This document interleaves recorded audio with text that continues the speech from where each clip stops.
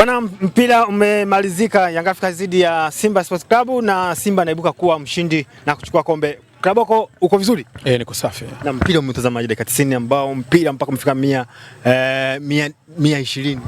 Kocha Pedro kajiongezea mzigo wakati gari inahangaika kupanda kwenye milima. Kwenye mchezo kwa takribani dakika zote 90. Kwanza hakuwa na chaguo zuri la kikosi tangu mwanzo. Moja kitu ambacho kimewanyima Young Africans, walishindwa kupata utawala wa mchezo kwa utulivu ili kuweza kucheza kama ambavyo wanacheza mara nyingi. Sikuona sababu ya kuanza na Damaro Kamara. Mara nyingi nimesema ni kiungo mzuri sana, lakini ni mzito kwenda kwenye matukio. Sasa unapocheza mechi kama hii ambayo ina intensity kubwa, unakuwa na kiungo ambao mzito kwenda kwenye matukio, tafsiri yake timu inaingia kwenye pressure kubwa. Na utaona kipindi cha kwanza walikuwa wanapata wakati mgumu sana Simba kwenye kupambana na Yanga kwenye kupambana na Simba kwenye eneo hilo. Lakini pili, kitu kingine ambacho nimekiona kajipa ugumu mwenyewe, hii mechi baada ya dakika 90 kumalizika ilikuwa inahitaji kuipa timu utulivu, sio kufanya timu iende kushambulia. Lakini mabadiliko alikuwa anayafanya coach wa Yanga ni kama vile ikatawala mchezo. Yanga hakutawala mchezo kwa 70%. Wanaweza kama tawala mchezo kwenye position, hakutawala mchezo kwa pressure. Pressure ya Simba na Yanga kwenye mechi ilikuwa imebalance. Na ndio maana unaweza kuona timu zote zilishindwa kutengeneza big chance, nafasi kubwa kabisa za watu kukosa wazi. Sasa kwa bahati mbaya niliona akaona kama katawala mchezo. Kitendo cha kuwa na washambuliaji wawili kwenye mechi ambayo umeshindwa kutawala mchezo, tafsiri yake unaipa timu inakosa mzani. Na unaweza kuona Simba walikuwa hatari sana kwenye mapana ya kiwanja, walikuwa wazuri sana kwenye build up pamoja na creation, kwa maana wakitoka eneo la chini kutengeneza mashambulizi mpaka kwenda kwenye midfield walikuwa wanacheza vizuri sana. Lakini Young Africans baada ya kuruhusu Depu pamoja na Dube wawepo kwenye kiwanja, timu yao ikazidiwa kwenye midfield. Wakaleta mchezaji kama Edmund John, ni mchezaji anayecheza pembeni lakini haleti faida kwenye midfield. Kwa hiyo unaona hata kipindi cha pili chote dakika 15 hizi za kwanza na za pili bado Yanga hawakuwa kwenye ubora ambao walikuwa nao angalau kipindi cha kwanza kwa dakika zile 90. Hata zile 90 pia walikuwa pressure kubwa iko kwao. Sasa nini ambacho nasema kajiongezea mzigo? Kwanza selection ya kikosi. Inaonekana mpaka sasa hajui mchezaji gani anaweza kanipa nini kwenye mechi muhimu. Kwa mfano, kama nilivyosema mwanzo, kuanza na yule Damaro Kamara, kiungo ambaye hana kasi kwenye matukio. Mechi ambayo Simba wana viungo watundu na wapambana kama Kagoma, maana yake alijitafutia pressure. Lakini kuendelea kubadilisha kuwa na mastrika wawili kwenye mechi ambayo hujai control, karudia makosa ile mechi ya duru ya kwanza. Lakini unaangalia pia ubunifu wa Young Africans kwenye kupress Simba, walikuja na mpango mzuri. Unajua kocha Steve Barker alipata kusema siku moja, nilikwambia kwamba huyu ni mtu ambaye anakuvutisha ugoro wakati una mafua. Yeye anaiangalia mechi kwa pressure, anaangalia mechi kwa speed, anaangalia mechi kwa namna ya kuicheza kwa ukubwa. Mechi hii aliigawanya. Kuna wakati alileta wachezaji ambao ni energetic watapambana, lakini kuna mechi alihitaji mchezaji mwenye ufundi, anaweka mchezaji mwenye ufundi. Lakini kama Young Africans hawana mabadiliko ya switch kwenye mechi hii, hakukuwa na kuswitch game ichezeje, kitu ambacho nimeona kama kimewatafuna katika maamuzi ya mchezo. Pengine kwa upande wa Young Africans pale mwalimu kumuondoa Pacome ndio sababu kubwa Yanga kurudi nyuma zaidi. Sio Pacome tu, kosa la kwanza ni timu ilikuwa inakosa balance kwenye mapambano na Simba kwenye midfield. Unaweza ukaona Neo Maema katembea vizuri sana, Luemba kaja akatembea sana. Kwa nini? Eneo la midfield battle kwa Young Africans lilikuwa likwazi, kwa sababu wao wamekuja kuongeza nguvu pembeni, lakini wamekuja kuongeza nguvu kwenye safu ya ushambuliaji wakati timu haitengenezi mashambulizi. Ujio wa Depu ulikuja kuiumiza timu. Depu ni abiria anayesubiri mpaka alipiwe nauli, maana yake atengenezewe nafasi. Hii mechi haikuhitaji abiria, ilikuwa inahitaji wachezaji ambao wanaweza kupambana. Lakini tutoe heshima kwa coach Steve Barker, ni tactician coach. Mtazame mechi zake anavyozicheza, anakuja ni kocha ambaye anaishi kwa njozi za matokeo, namna ambavyo anaweza kucheza game. Kwa lazima tuheshimu kile ambacho wamekifanya Simba kwa utulivu kabisa, kwa nidhamu kubwa ya kucheza. Mpaka inafika dakika 90. Pengine ugumu ulikuwa wapi hata wanashindwa kufunga labda kipindi cha dakika hizi 90 mpaka wanaruhusu kufika 120? Hii ilikuwa ni mechi ya shinikizo kila upande. Simba wali minimize space sana, Young Africans wali minimize space sana. Kwa kulikuwa kunahitajika wachezaji wabunifu. Kwa bahati mbaya hizi timu zote mbili wachezaji wabunifu wamepungua. Nilikuwa nimesema juzi, nilikwambia shida ya mchezaji kama Anset Oula, anataka akimbia na mipira mbele. Hii mechi haitoi nafasi ya kukimbia. Unaona Libase kwa sababu yeye ni mtundu, anacheza na mpira miguuni. Pacome sasa hivi ana shida, anacheza kama mpiga gita, kila kitu afanye maamuzi mwenyewe. Mechi nataka tuweke, tukimbie kwenye nafasi, tuwafungue wenzetu. Hatuwezi kuwafungua kwa kungangania mipira, lazima tuwafungue kwa kulazimisha njia zipatikane. Sasa na yeye uchezaji wake wa kung'ang'ania mpira muda mrefu na kitu kingine ambacho anaikatili timu kushambulia haraka. Lakini ukiangalia kitu kingine ambacho kimewapa ugumu upande wa Yanga wao wenyewe ni namna ambavyo walivyokuwa wanajipa ugumu kushambulia.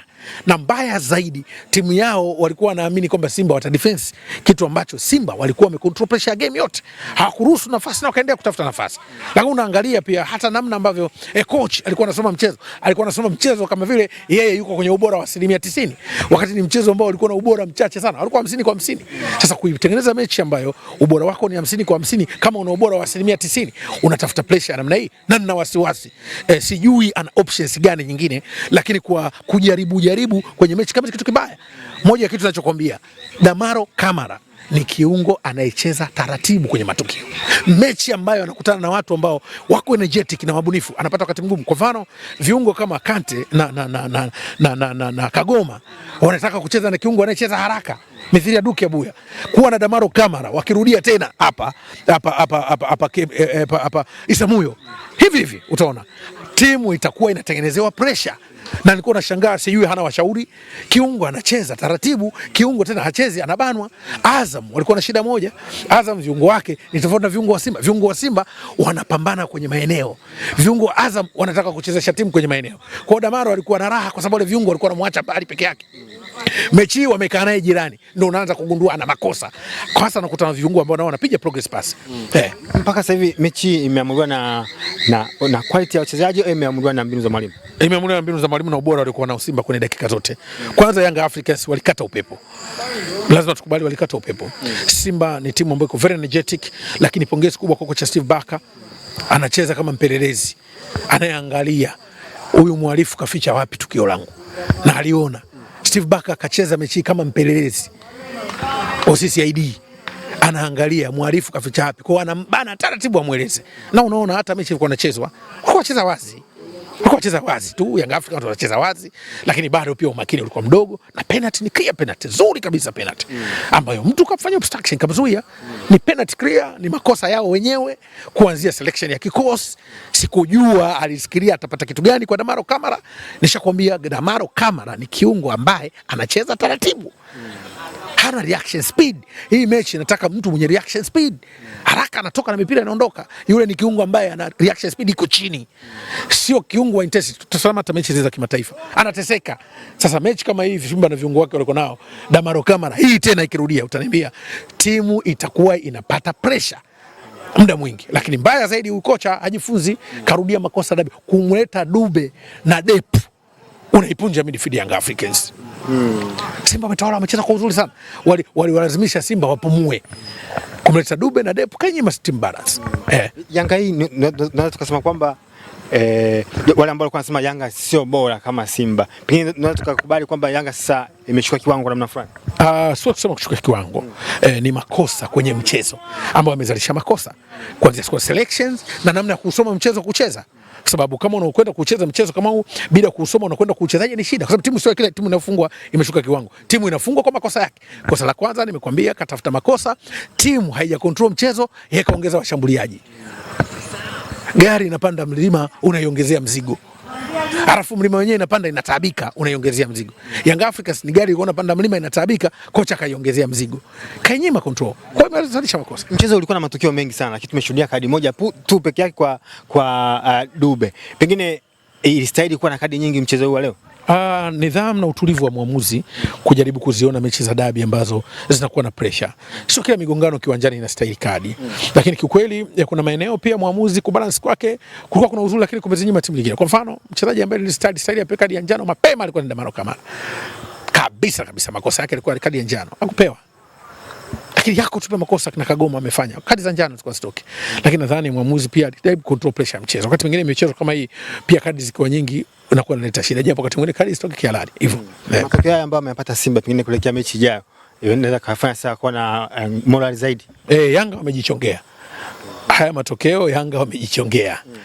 Simba watakuja kucheza kwa nguvu zaidi ya hii. Kwa hivyo lazima waangalie approach ya game na haswa kocha wao Pedro hajui wachezaji wake wanatakuwa wacheze mechi gani kwa staili gani. na sijui wanaomzunguka. Mimi kumuona Damaro Kamara nikasema hii ni tatizo la kwanza kwenye mechi hii, na najua hana options. Narudia tena, sio kiungo mwenye reaction speed, kitu ambacho utafanya uwe na pressure kwenye mechi zako. Hicho ndio kitu ambacho kumewatofuna Young Africans. Lakini kitu kingine, Young Africans nafikiri wanamvumilia Pacome. Kuna mechi hastahili kwanza. Mechi zingine Pacome anakuwa kama mpiga gita la soro, analingangania mpira inaharibikia kwake. Anafanya vitu vya ziada ambavyo havihitajiki kwenye sehemu sahihi. Pacome amekuwa sasa hivi anacheza, ananata na mipira kama super glue. Na yeye ni tatizo wakati mwingine kwenye timu ambayo itakwenda kuprogress. Timu inacheza mpira kwenye nafasi, Pacome anang'ang'ania mpira kwenye nafasi. Sasa sijui kama wanamuogopa sana au wanamuona star, wamwambie Pacome ni kikwazo kwa Young Africans kwenye mechi ngumu. Mipira inaharibikia kwake. Sasa sijui hawamwambii kwamba unacheza na wachezaji wenzako wengine 10, akiwemo na golikipa wewe wa 11, tuachie mipira tucheze. Hawafanyi hivyo. Ndio kitu ambacho nakiona. Pacome anawapunja wenzake nafasi. Kwa hiyo nini kimemkuta leo? Mechi ilikuwa ina ugumu kwenye kuprogress mbele.